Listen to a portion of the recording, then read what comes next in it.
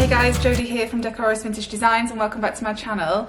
Today I'm going to be showing you how to rescue what seems like an unrescuable, I think that's a word, I think it is, piece of furniture. So most people would think this is just for the skip. However, I'm going to show you what products and techniques you can use today to paint over a piece like this for a lasting finish.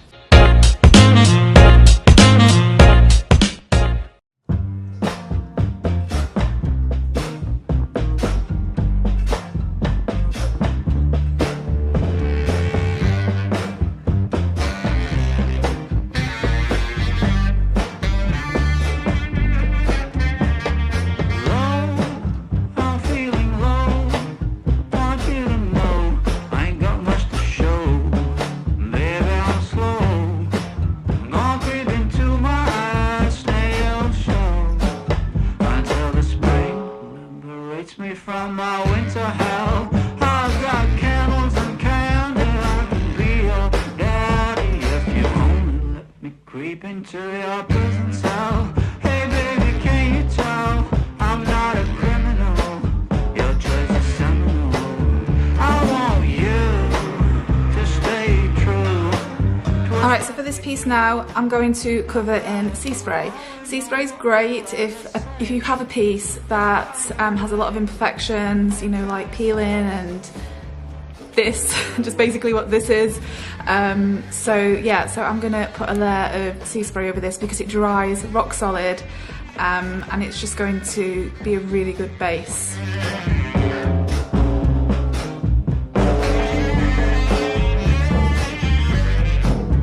Here I have roughly mixed around 1 scoop of sea spray to 4 ounces of French linen paint, and then just gave it a really good stir until it looked like thick cake batter. And then with a premium chip brush, it can be any chip brush to be fair, as long as it's not a brush that you are in love with or anything, because sea spray is hard on those bristles. I am then just stippling on all of this lovely texture all over the piece, making sure that I stipple it all over the woody bend, all over the rubbish decoupage paper, and just making sure that I have really good coverage on there.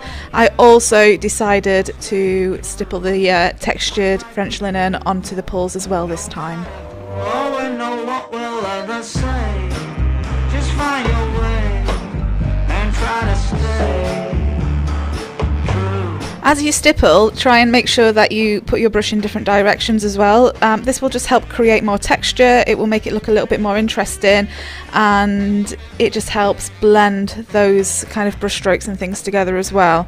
So yeah, so this is why sea spray is perfect. So I'm just going straight over there, over this crappy paint finish, over the decoupage, and it's going to dry rock solid and you will never know what's underneath it.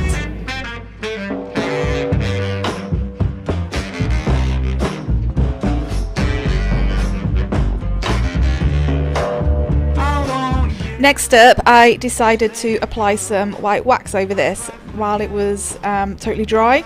And the reason why I did this is because I like to sometimes go over and paint over white wax because it can create some different textures, it can separate the paint and make it look even more soft and chalky, and because this is going to be an old world style, I think this might work really well.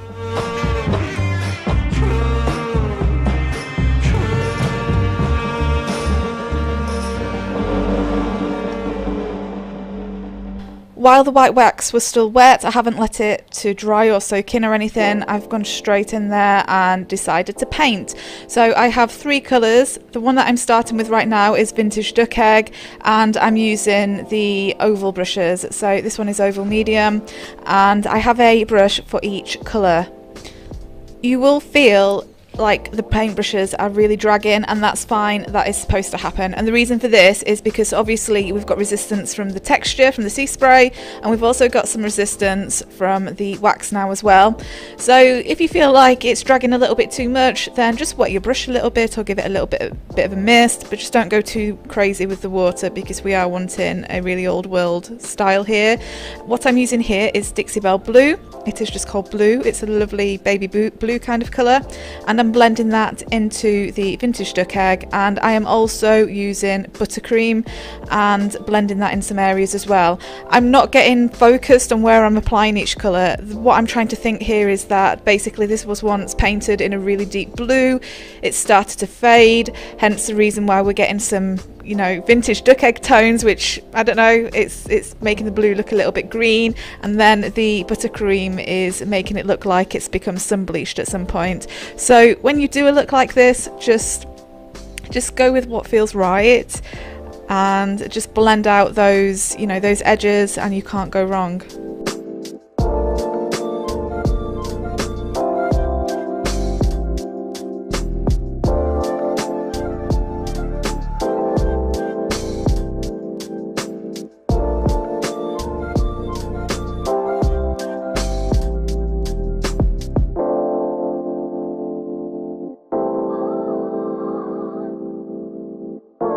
Alright, so it's a little bit of a last minute decision, but I've decided I want to put one of these woody bends here as well, and I might even put a little bit of trim in at the sides. I just feel like the space needs to be filled out a little bit more, so all I'm going to do is put the woody bend there, and I'm just going to paint it in the exact same way that I did before.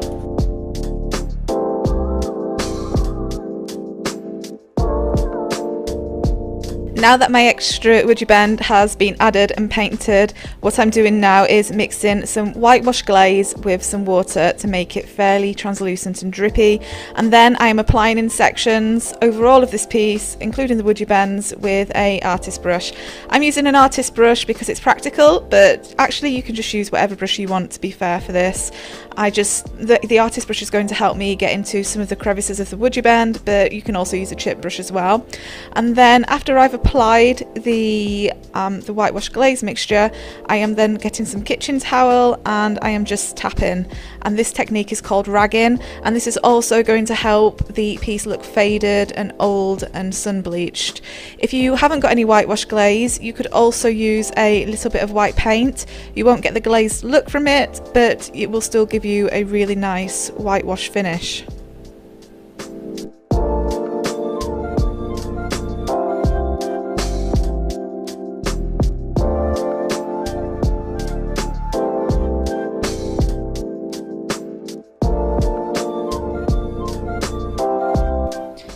To make this look even more aged, what I did was I got my French linen, and with just the same artist brush again, I dry brushed some French linen around the edges, making sure that I didn't leave any harsh lines and making sure that the edges are nice and soft.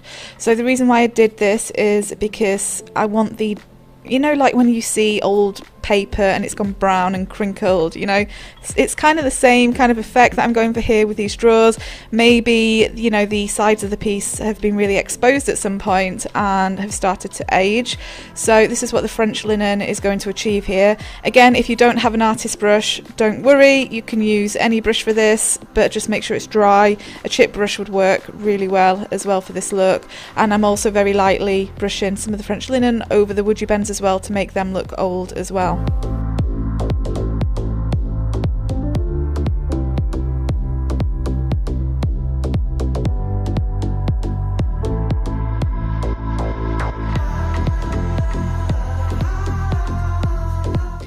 If at any point you feel like you have gone in a little bit too heavy-handed with the French linen or whatever your shading colour is, then don't panic, just go in with your original colours, go in with the blue and just softly, you know, buff it out a little bit with some blue, and that will minimise the, you know, the strength of the brown then as well.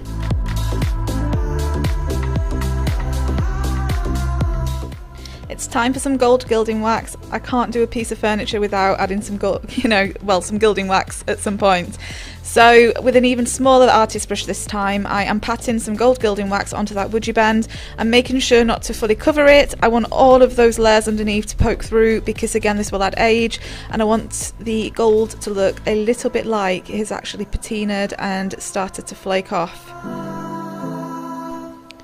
I also went around the edges with the gold gilding wax and just did the same thing. I wasn't particularly neat because again I wanted it to look like the gold had started to fade and crack in some places, and did the same with the large wood bend here as well.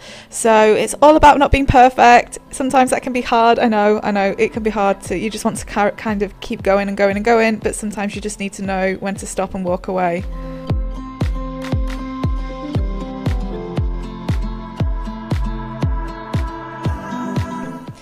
Alright, everything's dry. I left it to dry overnight and it's now time to seal this piece. I decided to seal this piece with Big Mama's butter and with my Le Petit brush. I put the Big Mama's butter on. I let it soak for you can leave it for 15 minutes, but I tend to like to leave it overnight. And then I removed any excess, and what will happen is that the wax will harden and protect the paint. But if you leave the excess on, then it won't soak in. Like, it can only soak so much of the wax in, so just make sure that you remove that. And here's the finished look, guys. Really enjoyed this piece, actually. I think it's really pretty. I do love my oldie worldy styles. Let me know in the comments what your thoughts are. You can grab all of the things that I've used today in the description below, and happy painting. Bye bye.